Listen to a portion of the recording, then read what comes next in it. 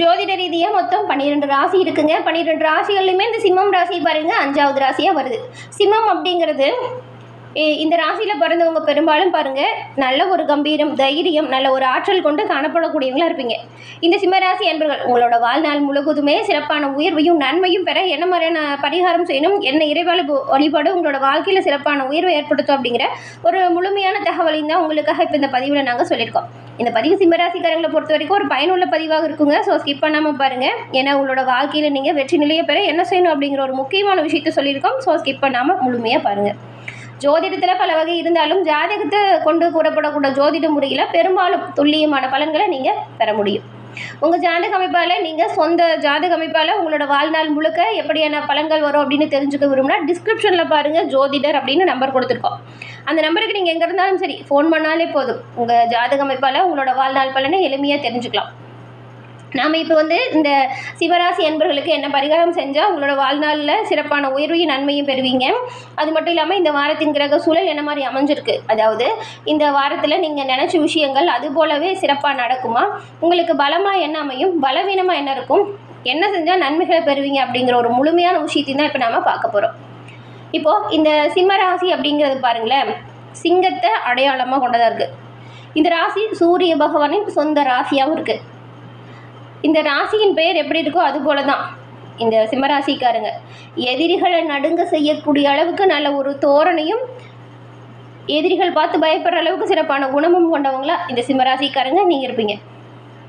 மற்ற எந்த ஒரு ராசிக்காரன் மீதும் தங்களோட ஆதிக்கத்தை செலுத்தக்கூடிய ஒரு விசேஷ சக்தி சிம்மராசிக்கு ஒரு தனியாக இருக்கக்கூடிய சிறப்பம்சம் அது வரம் அப்படின்னு கூட சொல்லலாம். இந்த சிம்மராசிக்காரங்க சிறப்பான பல நன்மைகளை உங்களோட வாழ்நாளில் பெற நீங்கள் என்ன செய்யணும் அப்படிங்கிறத முதல்ல நம்ம இப்போ பார்த்துடலாம்.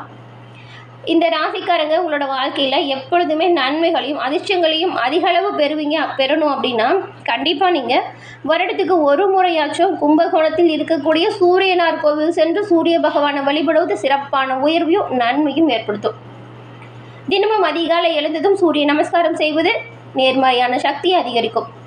உங்களோட தந்தை மற்றும் உங்களுக்கு பணியிடத்தில் இருக்கக்கூடிய உயரதிகாரிகளுக்கு வேண்டிய பணிவிடைகளை செய்வது சூரிய பகவானோட பரிபூர்ண அருளாசியும் உங்களுக்கு பெற்றுக் கொடுக்கும். உங்களுக்கு சூரிய பகவானோட சிறப்பான உயர்வும் நன்மைகளும் கிடைக்கணும் அப்படின்னா நீங்கள் திங்கட்கிழமையில் சிவபெருமான் வழிபாடு செய்கிறதும் சிறப்பான நன்மையை ஏற்படுத்தும். உங்களுக்கு சிவபெருமான் பிடிக்கும் அப்படின்னா ஓம் நம சிவாயா போற்றி அப்படிங்கிற மந்திரத்தை மறக்காமல் 3 முறை பதிவிடவும் செய்யுங்க. அப்படி செய்யும்போது கூட உங்கள் ஆள் மனதில் ஒரு பிரார்த்தனை நினச்சிக்கிட்டு செய்யுங்க. அந்த பிரார்த்தனை விரைவில் நடக்கும். நன்மை எல்லா வகையிலுமே உங்களை வர தொடங்கும். தரமான மாணிக்கங்கள்ல வெள்ளி மோதிரத்தில் பதித்து ஒரு வளர்பிற நாளாக பார்த்து, அதுவும் வளர்பிறையில் வர ஞாயிற்றுக்கிழமை தினத்தில் உங்களோட வலது கை மோதிர விரலில் அந்த மோதிரத்தை அணிஞ்சிக்கோங்க. இதுவுமே இன்னும் சிறப்பான ஒரு விஷயமா இருக்கும். அதுக்கப்புறம் இன்னும் என்ன செய்யலான்னு பார்த்தா, ஞாயிற்றுக்கிழமையில் பசுமாடுகளுக்கு கொஞ்சம் இந்த ஊற வச்ச கோதுமை இருக்குல்ல, அந்த கோதுமையோடு வெல்லம் கலந்து இந்த பசுமாடுகளுக்கு உணவை கொடுங்க. இது சூரிய தேவனோட ஆற்றலை உங்களுக்கு அதிகரிக்கும். சூரியனுக்கு இது ஒரு சிறந்த பரிகாரமாக இருக்கும். அதுவும் பாருங்கள், ஜாதகத்தில் சூரியன் பாதகமான நிலையில் இருக்கிறவங்களாம் 48 நாளோ அல்லது 1 மண்டலமோ சிறிது வெள்ளத்தை ஓடுற ஆற்று நீரில் கரைக்கிறதுனால உங்களோட தோஷம் அந்த வெள்ளம் எப்படி கரையுதோ அதுபோல் கரையும். இது ஒரு ஐதீகமாக இருக்குது. தினந்தோறும் இல்லைன்னா ஞாயிற்றுக்கிழமையில் மட்டுமாச்சும் நீங்கள் கோவிலில் இல்லைன்னா வேறு எங்கேயாச்சும் அரச மரம் இருக்கும் இல்லையா, அங்கே சில துளிகள் பசும்பால் கலந்த நீரை அந்த மரத்தின் வேருக்கு ஊற்றிடுவாங்க. இப்போ சொன்னதெல்லாம் கேட்கறதுக்கு சின்ன சின்ன விஷயம் போல் இருக்கும். ஆனால் இது எல்லாமே உங்களோட வாழ்க்கையில் சிறப்பான உயர்வையும் நன்மையும் ஏற்படுத்தக்கூடிய பரிகாரம். இதை நீங்கள் தொடர்ந்து செய்யுங்க. கண்டிப்பாக உங்களோட வாழ்க்கையில் இருக்கக்கூடிய பிரச்சனை எல்லாமே உங்களை விட்டு முழுமையாக நீங்கும். நல்ல ஒரு உயர்வு கிடைக்கும். சூரியனின் அம்சம் நிறைந்த உங்களுக்கு சிவபெருமானின் பரிபூர்ண அருளாலும் தொட்டது தொடங்கும், நினச்சது நடக்கும். நாம் இப்போ இந்த வாரம் உங்களுக்கு என்ன மாதிரியான கிரக சூழல் உருவாகிருக்கு, இந்த சூழலால் என்ன மாதிரியான விளைவுகள் ஏற்படும் அப்படிங்கிறத தெளிவாக முழுமையாக இப்போ பார்க்கலாம்.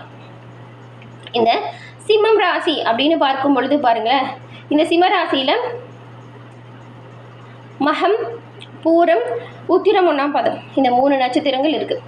கிரக நிலைகள் அப்படின்னு பார்க்கும் பொழுது இந்த வாரம் உங்கள் ராசியில் கேதுவும் இருக்கார், தனமாக்கு குடும்பஸ்தானத்தில் சந்திரன் இருக்கிறாரு. அடுத்து பாருங்கள் கலசரசானம், இங்கே புதனும் ராகுவும், அஷ்டமஸ்தானத்தில் சூரியன் செவ்வாயும் கூடவே சனியும் சஞ்சாரம் செய்கிறாரு. பாக்கியஸ்தானத்தில் சுக்கிரனும், லாபஸ்தானத்தில் குரு பகவானும் இருக்கிறாரு. இந்த ஒரு கிரக அமைப்புகளை பொறுத்த வரைக்கும் இந்த வாரம் காரிய அனுகூலம் உண்டாகக்கூடிய அமைப்பு ஏற்படுது. முக்கிய நபர்களோட உதவி உங்களுக்கு பக்கபலமாக இருக்குது. தன்னம்பிக்கை அதிகரிக்கிறது மட்டும் இல்லாமல் நல்ல ஒரு துணிச்சலாக செயல்பட்டு எடுத்த எல்லா காரியத்தையுமே சிறப்பாக செஞ்சு முடிக்கக்கூடிய அளவுக்கு சிறப்பான உயர்வு, நன்மை இது எல்லாமே வர ஆரம்பிக்கும். பணவரத்துமே நல்ல ஒரு உயர்வு ஏற்படுத்துது. இடமாற்றம், வெளியூர் பயணங்கள், அலைச்சல் இது எல்லாமே கொஞ்சம் இருக்கும். அதனால் கவனமாக இருங்க. தொழில் வியாபாரம் இது முன்னேற்ற பாதையில் செல்லக்கூடிய யோகம் இந்த வாரம் அமைஞ்சிருக்கு. அதனால் எந்த அளவுக்கு கடுமையாக உழைக்கிறீங்களோ அந்த அளவுக்கு சிறப்பான உயர்வு நீங்கள் கண்டிப்பாக பெறலாம். அரசு தொடர்பான காரியத்திலையுமே நீங்கள் சாதகமான பலனை பெறக்கூடிய யோகம் உண்டாகுது. உத்தியோகத்தில் இருக்கிறவங்க கட்டளை இடுகின்ற பதவி உங்களுக்கு உண்டாகும். புதுசாக வேலைக்கு முயற்சி செய்கிறவங்களுக்கு வேலை கிடைக்கும். குடும்பத்தில் ஒரு மகிழ்ச்சியான சூழல் உருவாகும். யாருக்கிட்டே எதிர்த்து பேசி தேவையில்லாமல் விரோதத்தை மட்டும் வளர்த்துக்காதீங்க. அப்படி விரோதத்தை வளர்த்துக்காமல் இருக்கிறது நல்லது. கணவன் மனைவிக்கு இடையே இருந்த பிரிவு நீங்கி உங்களுக்குள்ள நல்ல ஒரு ஒற்றுமை, நல்ல ஒரு அந்யுன்யம் ஏற்படும். பிள்ளைகளோட எதிர்காலம் பற்றின எண்ணம் அதிகரிக்கும். பெண்கள் எந்த செயலையுமே தைரியமாக செஞ்சு முடிப்பீங்க. ஆனால் கவனமாக இருக்கணும். எதிர்பாராத சில திடீர் செலவுகளுமே வரும். இது கொஞ்சம் வீண் அலைச்சலை ஏற்படுத்தும். மாணவர்களுக்கு கல்வியில் வெற்றி பெறணும் அப்படிங்கிற எண்ணம் அதிகரிக்கும். நீங்கள் கடுமையாக உழைங்க. கல்வியில் வெற்றி பெறணும் அப்படிங்கிற நோக்கத்தில் சிறப்பாக படிங்க. கஷ்டமான பாடத்தை கூட மனம் துவளாமல் படிங்க. நன்மையும் நல்ல ஒரு உயர்வையும் நீங்கள் நினச்ச மதிப்பெண்ணையும் கண்டிப்பாக பெறுவீங்க. சிம்மராசிக்காரங்களை பொறுத்த வரைக்கும் இந்த வாரம் சிறப்பான பலன்கள் உண்டாகுது. ஆனாலும் உங்களோட வேலையில் கொஞ்சம் அழுத்தம் இருக்கும். சில இடத்துல அயராது உழைக்க வேண்டிய கட்டாயம் வரும். உத்தியோக ரீதியாக சம்பள உயர்வு ஏற்பட வாய்ப்பு இருக்கிறதுனால உத்தியோக ரீதியாக கவனமாக முன்னெச்சரிக்கையாக உங்களுக்கு கொடுக்கப்பட்ட பணிகளை குறிப்பிட்ட நேரத்தில் முடிக்கிறது நல்லது. இப்படி இருந்தால் எல்லாமே உத்தியோக ரீதியாக நன்மை ஏற்படும். அதே போல் நீங்கள் எதிர்பார்த்து காத்துட்டு இருக்கிற ஒரு காரியம் இந்த வாரம் பாருங்கள் சிறப்பாக நடந்து முடியும். வியாபாரத்தை பொறுத்த வரைக்கும் விற்பனையும் லாபமும் அதிகரிக்குது. இதனால் உங்கள் வங்கி இருப்பு உயருது. புதிய தொழிலில் தைரியமாக நீங்கள் ஈடுபடலாம். குடும்பத்தில் இருந்து வந்த கவலை நீங்கி நல்ல ஒரு குதூகலம் அதிகரிக்குது. உங்கள் பிள்ளைங்களாலையுமே நல்ல ஒரு பெருமையும் சிறப்பான உயர்வும் உங்களோட வாழ்க்கையில் இந்த வாரம் ஏற்பட போகுது. அலுவலகத்தில் உத்தியோக ரீதியாக பார்த்தா உயர் அதிகாரிகள் கிட்ட பேசும் பொழுதும் பழகும் பொழுதும் நீங்கள் நிதானமாக பேசி பழகணும். நிதானமாக நடந்துக்கிறது நல்லது. பதவி உயர்வு, சம்பள உயர்வுக்கு கிடைக்கக்கூடிய வாய்ப்பு நிறையவே இருக்குது. வியாபாரத்தில் நல்ல ஒரு முன்னேற்றம் வரும். தொழிலை மேம்படுத்த நீங்கள் திட்டமிட்டு கவனமாக செயல்பட்டால் நல்லதாக இருக்கும். குடும்பத்தில் இருந்த மனக்குறை விலகுது. பிள்ளைங்களால் மன நிம்மதி வருது. பெரியவங்களோட அன்பும் ஆதரவும் உங்களுக்கு பாருங்கள் எல்லா வகையிலுமே பக்கபலமாக இருக்குது. குடும்பத்துக்காக பண வரவு அதிகரிக்க நீங்கள் கடுமையாக கொஞ்சம் பாடுபட்டால் கண்டிப்பாக நல்ல ஒரு உயர்வு பெறலாம். கலைத்துறையில் இருக்கிறவங்களுக்கு பிரகாசமான வாய்ப்புகள் உருவாகுது. பொருளாதார ரீதியாக நல்ல ஒரு உயர்வு வருது. புதிய முதலீடுகளில் நீங்கள் கவனமாக திட்டமிட்டு அந்த ஒரு விஷயத்தையும் செய்யுங்களேன். கண்டிப்பாக திட்டமிட்டு செயல்பட்டால் நன்மைகளை எல்லா வகையிலும் பெறலாம்.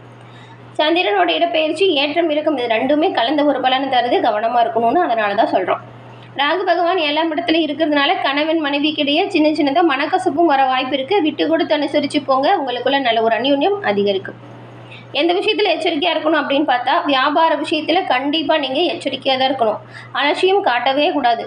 புதிய முதலீடுகளில் ரொம்பவுமே கவனமாக இருக்கணும்.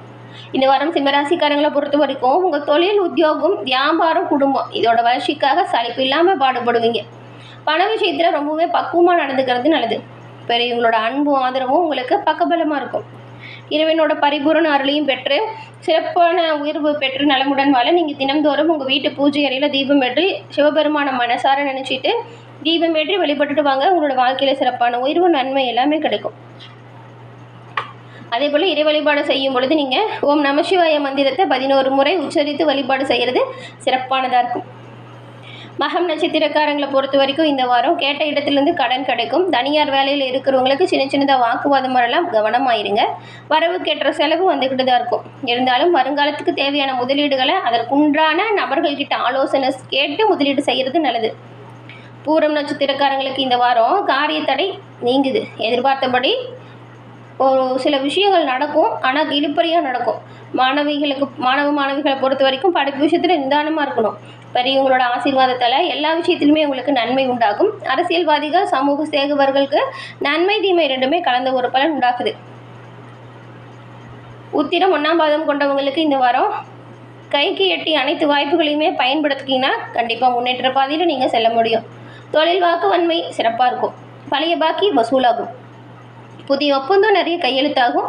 உங்கள் வேலை தொடர்பான பயணங்கள் திடீர்னு செல்கிற மாதிரியான சூழல் வரும்.